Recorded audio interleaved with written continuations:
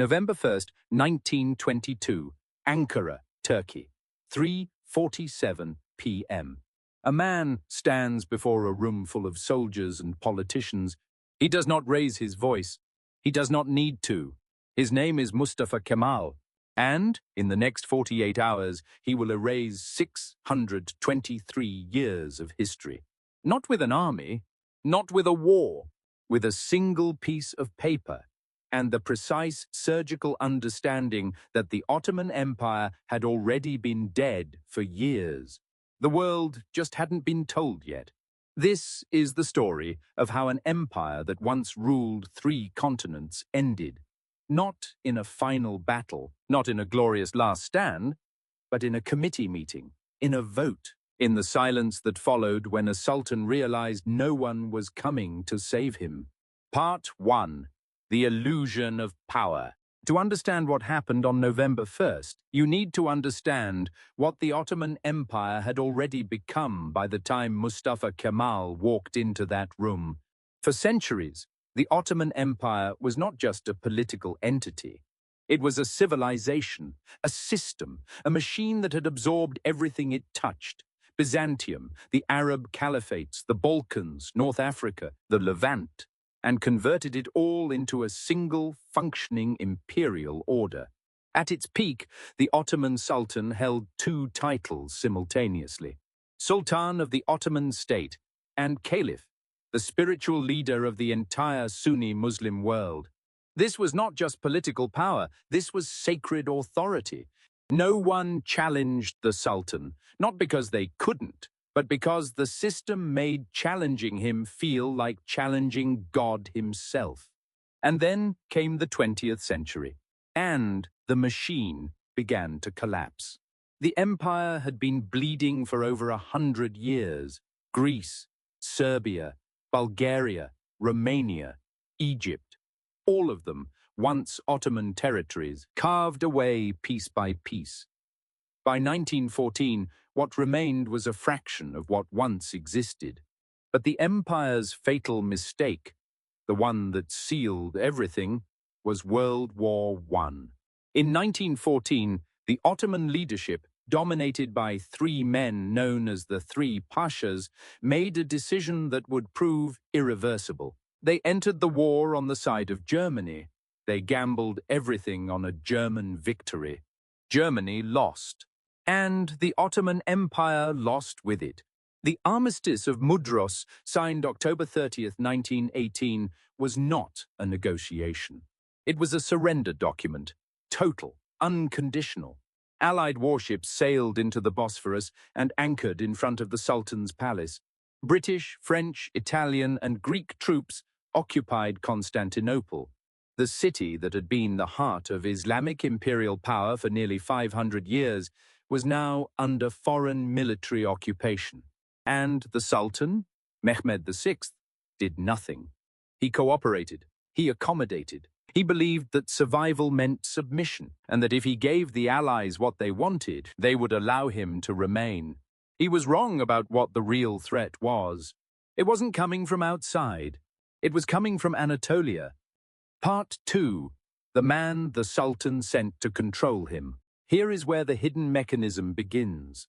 In 1919, the Allied powers pressured Mehmed VI to suppress a growing nationalist resistance movement in the Anatolian interior. Soldiers who refused to disarm, military commanders who refused to recognize the occupation. The Sultan needed someone to go to Anatolia and bring them to heel. He chose Mustafa Kemal. This was the Sultan's first and most catastrophic miscalculation. Mustafa Kemal was not loyal to the Sultan. He was loyal to something the Sultan fundamentally did not understand: the idea of Turkey. Not an empire, not a caliphate. A nation-state, secular, modern, defined by territory and ethnicity, not by religion and dynasty. Kemal had watched the empire collapse. He had fought at Gallipoli. He had seen what the 3 Pashas' ideology had cost. And he had reached a conclusion that was, for his time, almost heretical. The Ottoman system itself was the disease. Not a symptom of it, the disease. As long as the Sultanate existed, Turkey would remain defined by the past, by the caliphate, by the religious imperial framework that made modernization impossible and foreign intervention inevitable. The Sultan sent Kemal to Anatolia to suppress the nationalists. Kemal arrived in Anatolia and became their leader. Within months, he had established a parallel government, the Grand National Assembly in Ankara, a second power center, operating simultaneously with the Sultan's government in Constantinople under Allied occupation. Two Turkish governments, two visions of what Turkey was. Only one could survive. Part 3. The War that Changed the Calculation. Between 1919 and 1922, the nationalist forces under Kemal fought the Greek military, backed by British support, in what became known as the Greco-Turkish War. It was brutal, it was total, and against every expectation of the Allied powers, Kemal won. The Greek army was not just defeated, it was annihilated, driven into the sea at Smyrna in September 1922. Hundreds of thousands of civilians displaced, the city burned. This is the moment the calculation shifts. Before the military victory, Kemal was a rebel, a useful irritant the Allied powers had managed to tolerate because they believed they could contain him. After the military victory, he was something else entirely. He was the man who had just beaten a NATO-backed army. He was the man who controlled all of Anatolia. He was the only legitimate power in Turkey, whether the Sultan and the Allies admitted it or not. And Mehmed VI, still in his palace in occupied Constantinople, had publicly supported neither side. He had tried to remain neutral, to survive by being useful to everyone. But neutrality in a civil war is not a position, it is a choice, and it is always, eventually, punished. Part 4. The 48 Hours. November 1st, 1922. Ankara. The Grand National Assembly. Mustafa Kemal does not introduce the motion to abolish the Sultanate as a revolution. He introduces it as a correction. His argument is precise, almost technical. The Ottoman Sultanate, he explains, has already ceased to function as a legitimate government. It has been collaborating with foreign occupiers. It has signed away Turkish territory.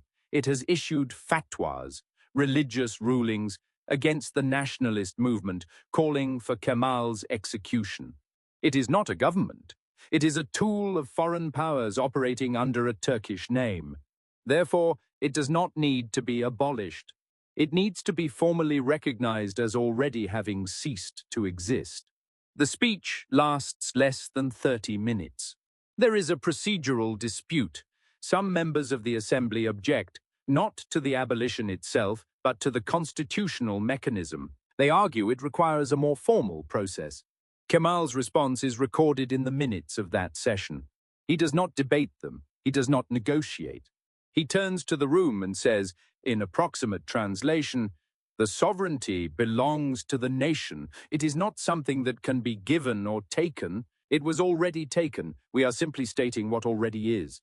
Then he waits. The vote is called. The Sultanate is abolished.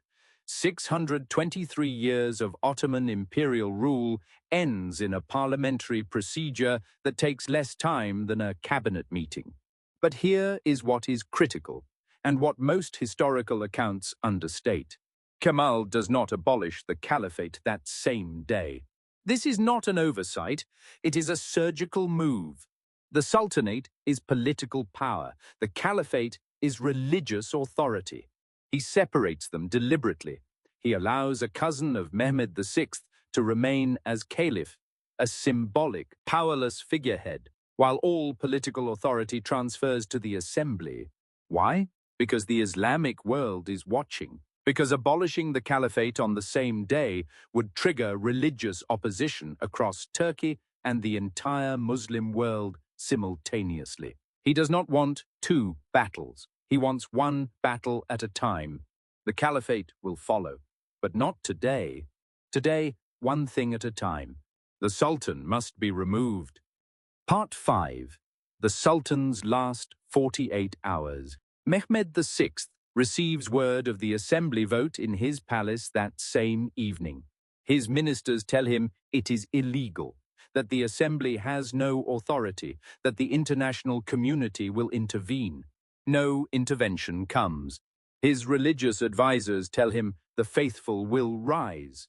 No one rises. His military commanders, the ones who had remained loyal to the old government, send no troops. Because they don't have any. Every soldier who had chosen to fight had gone to Anatolia, to Kemal. What remained in Constantinople were administrators, bureaucrats, men who had spent the war in offices. For 48 hours, Mehmed VI moves through his palace in a kind of suspended disbelief. He sends telegrams to the Allied High Commissioners. He requests a formal response. He demands that the occupation forces recognize his authority. The Allied Commissioners receive the telegrams. They consult their governments. Their governments consult their militaries. And their militaries advise them of the same fact they all already know. The man who just destroyed the Greek army is not someone they want to fight. November 17th, 1922. Mehmed VI does not leave through the front gate of the palace. He leaves through a side entrance in disguise, carried in an ambulance to avoid being seen. He boards a British warship, HMS Malaya, anchored in the Bosphorus. The last Ottoman Sultan leaves his empire on a British military vessel, in secret, in fear, without ceremony. He will die in exile in San Remo, Italy in 1926. He will never return. Part 6. Aftermath. The rewriting begins. Within weeks of the Sultan's departure, the Turkish nationalist government begins the systematic dismantling of everything the Ottoman system represented. The Caliphate is abolished in March 1924. The Islamic legal code is replaced by a European civil code. The Arabic script is replaced by the Latin alphabet. The fez, the Ottoman hat, is banned. These are not simply reforms. They are a deliberate severing, an attempt to make the past not just gone, but unreachable. To create a population that literally cannot read the documents of the empire that preceded them. History is not just changed, it is architecturally inaccessible. And Kemal, who now takes the surname Ataturk, father of the Turks, understands something that every successful power transition requires. It is not enough to win. You must make it impossible to reverse. The Sultan's name is removed from public buildings, from prayers, from textbooks. The word Ottoman becomes, in the new Turkish Republic, almost a synonym for backwardness, for failure, for subjugation. A 623-year dynasty does not just lose power, it loses its claim to have ever deserved it. Conclusion, the lesson that remains. Here is what the fall of the Ottoman Sultan reveals.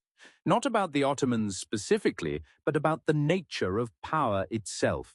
Mehmed VI was not removed by force. He was removed by irrelevance. By 1922, the Sultan held no territory he actually controlled. He commanded no army that actually followed him. He led no government that actually governed. He held a title, and a title, without the machine behind it, is nothing. Mustafa Kemal understood this before anyone else did. He did not attack the Sultanate at its strongest point. He waited until it had hollowed itself out, through war, through collaboration, through the slow erosion of every institution that had given it meaning. And then he simply announced what was already true.